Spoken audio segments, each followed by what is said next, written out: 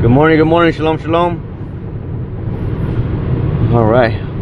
Well, I'm trying to build my home gym right now.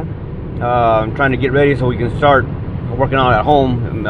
Me and my whole family. I'm trying to get everybody healthy. My wife has changed how she's shopping, what she's buying for us to eat, which makes a really big difference. That's like 80 to 90% of your health is what you put inside your body.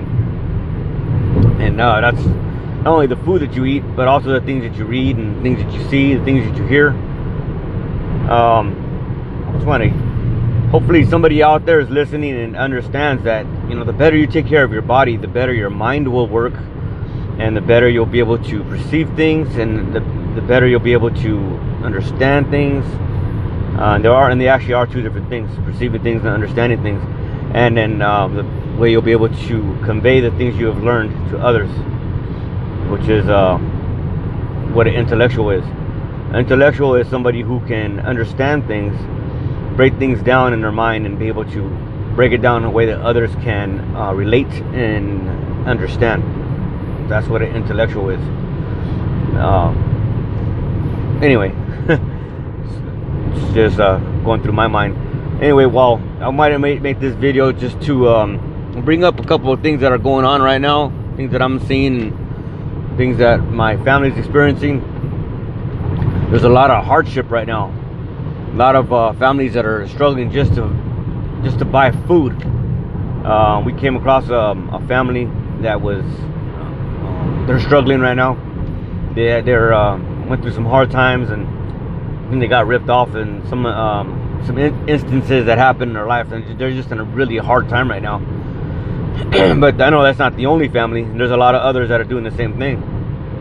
There's some that are paying rent and they're having a hard time buying food. There's some who have a mortgage and they're wondering if they're going to being able to continue to make their mortgage payment.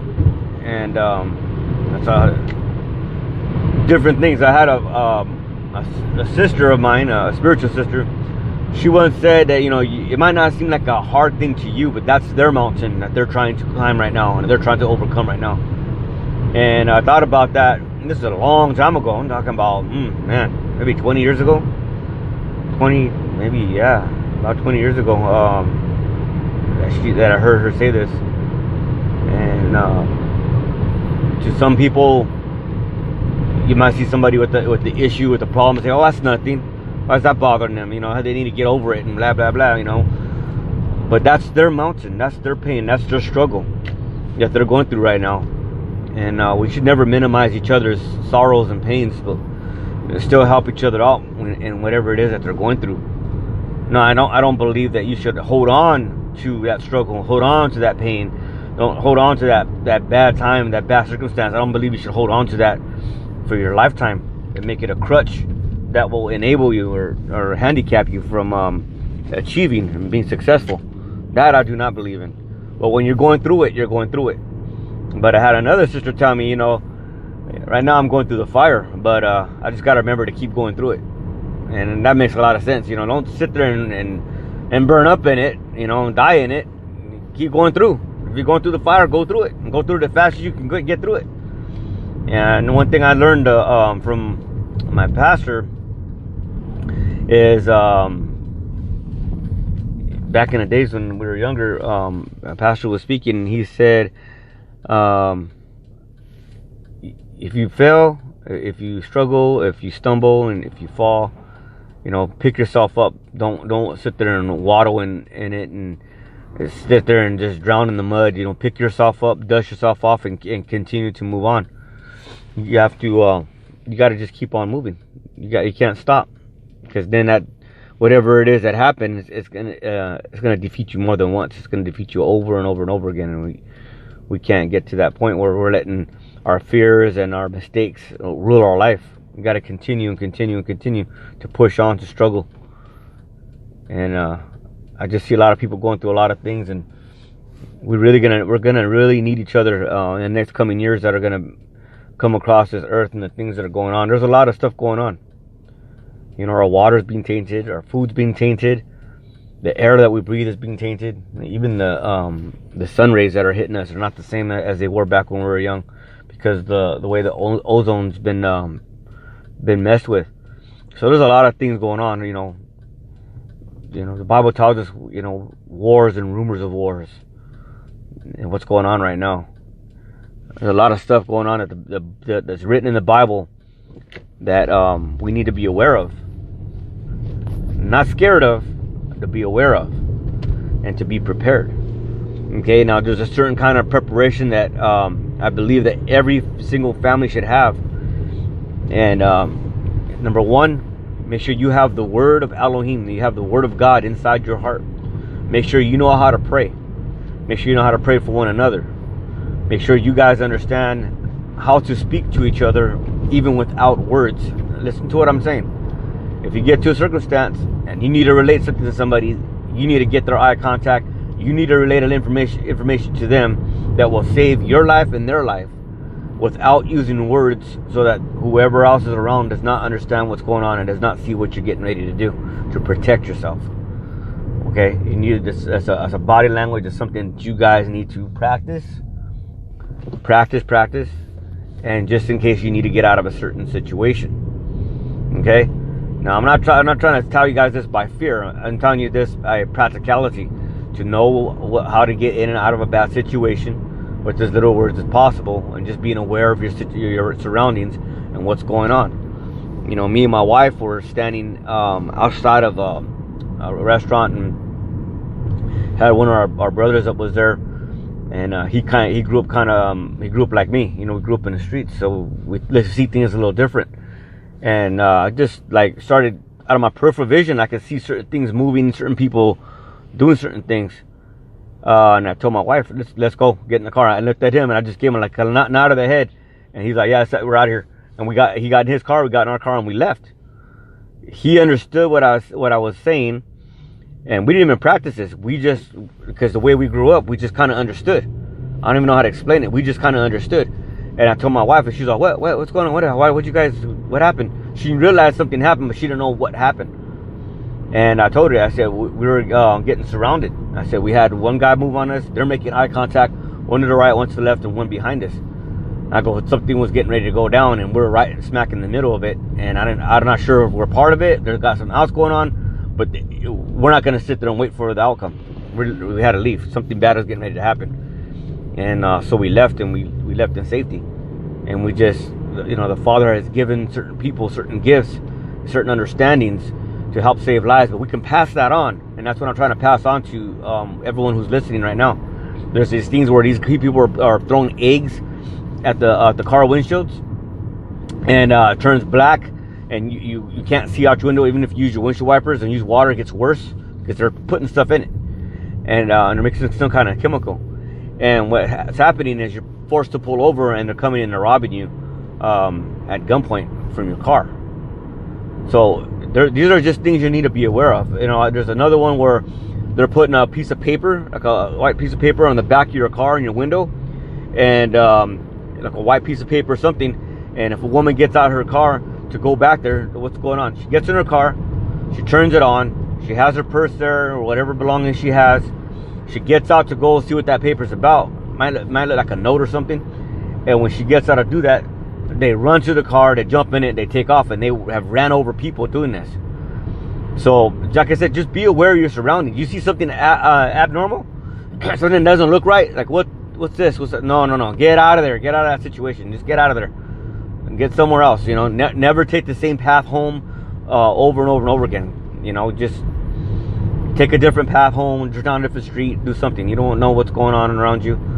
Especially for you young ladies and all the ladies, young, middle age, old, be very, very wise and be very careful out there. And you really shouldn't be anywhere by yourself. That's just the kind of world we live in, where our Father does protect us, and He will give you power to overcome. But He also gives us a mind to not be foolish and to understand the things that are going on in this world.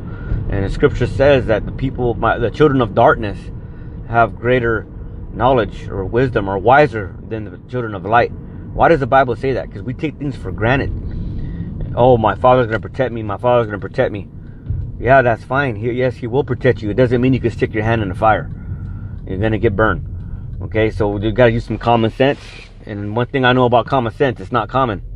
Common sense is not common. But a certain amount of common sense can be taught. Okay, some people are just born with a different way of thinking, and their common sense factor is up high. But for others, they lack in the common sense field, and that's when danger comes and things happen and they get taken advantage of. And I've seen very intelligent people been taken advantage of because of their lack of common sense.